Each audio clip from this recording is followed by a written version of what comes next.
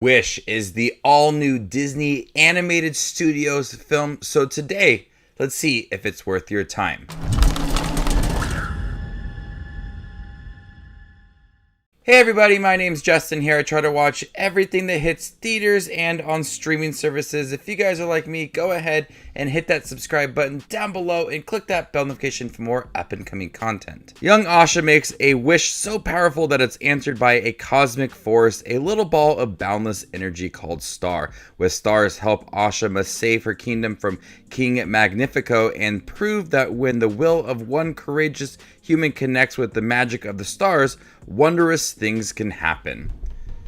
So this is part of Disney's 100th anniversary celebration, and it's a film that's supposed to bring in the animation style of prior Disney films, a lot of references as well, and it's supposed to be this big celebration of Disney. And I thought Wish was a pretty good film for the most part, as it does feel like a celebration of Disney. There is a lot of references, very subtle references to Disney films throughout the ages, from Asha's friends that represent the seven dwarves. You have references to Peter Pan and Cinderella. The overall story does match a celebration for Disney, as it deals with wishing upon a star. You have a villain that wants to control people's wishes. You have talking animals, things that Disney is mostly known for. The story does work for young Asha, voiced by Ariana DeBose, as she learns what her king is doing, as he is controlling a lot of people's wishes, and the wish makes up who they are. This is what they want out of life. This is their wish, and she believes that if he's not going to grant these wishes, people should be in control of their own wish. So she sets out on this adventure to try to release these wishes so they can go back to the people. And that's when we are introduced to this very adorable character named Star, and easily one of the highlights of the movie for me. I thought Chris Pine as King Magnifico was awesome. He really embodied a classic villain, someone that came off as welcoming in the beginning of the movie, but the power really got control of him, and he wanted respect from everybody, and he was going to get it. And then the power just kept on growing and became more and more evil throughout. And I thought Chris Pine did a fabulous job voicing this character. That nice balance of, I understand why people really love him, but also he's quite menacing at times, and does contribute to a few of the songs within this movie. And a couple of the songs are pretty catchy. The main one about wishing upon a star, and that one was in like the trailers, everything. They utilized that song a couple times throughout, and that's easily the most catchiest song in the movie.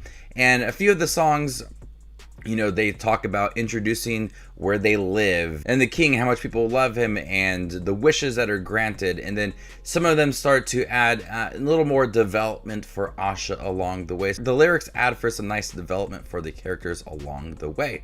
And the animation in here has this blend of 2D and 3D. It feels like watercolor at times. Something different for Disney. And it was a bit distracting at times, as you're seeing characters interact with each other and you're looking at like the outline of the characters. It's not as swift as I thought it would be. We've seen Disney go from their classic 2D animation and then start to move into that 3D animation, and this is the first for them, and so it's like a test to see how this would work. I do think at times it's pretty good. At times it's a little bit distracting.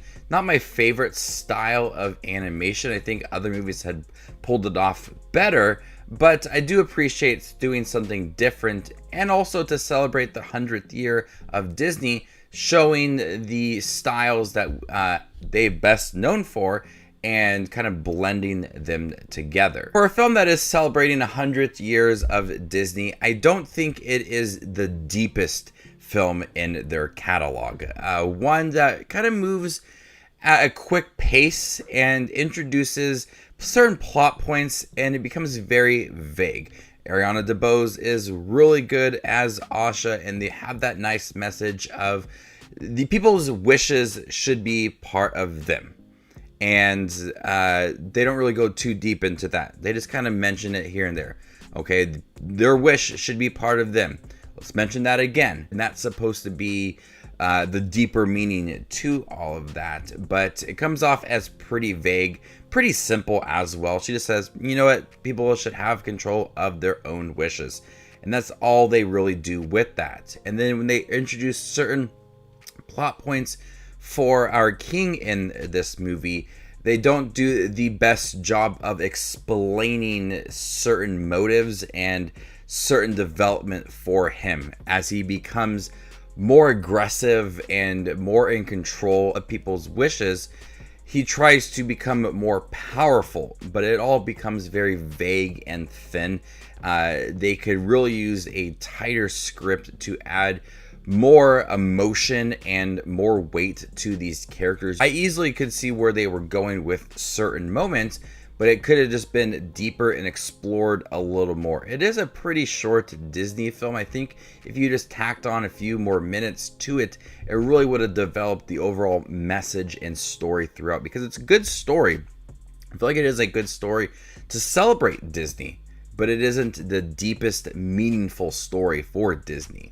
I was impressed with the voice acting. I was impressed with the characters. These are likable characters and a fun villain as well, and a nice style of animation. You have characters that I could see become likable and more iconic throughout the years. Valentino adds for a lot of humor within this movie, some funny jokes along the way. Star is very adorable. Asha is a likable character that many people will latch onto. Chris Pine is fun as our villain. It's a fun Disney movie, but I think it's just very simple. I do understand they want to celebrate 100 years of Disney, and it's fun to see all of those references from costume designs and certain locations, name drops. It's fun to piece all of that together, and I would love to watch this movie again and really slow down and pinpoint all those little references to Disney movies.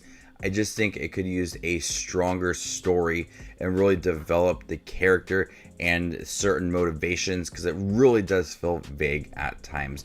But I really did appreciate the new style of animation and celebrating Disney. I love Disney movies, and so this was a fun experience to see.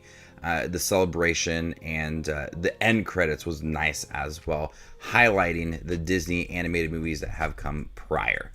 So before I give you my score for Wish, the new Disney movie, make sure to check out my channel. Here I do movie reviews, trailer reactions, ranking videos, tier lists, all that fun movie related content that you see on YouTube. I do it all here, so hit that subscribe button to get it all in one spot. And if you'd like to see where Wish ranks amongst all the other 2023 releases I've seen this year, follow me on Letterboxd, and there you can find my ranking.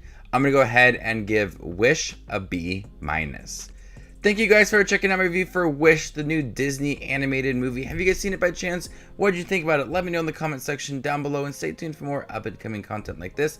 My name is Just Watches Movies, and you guys stay classy, YouTube.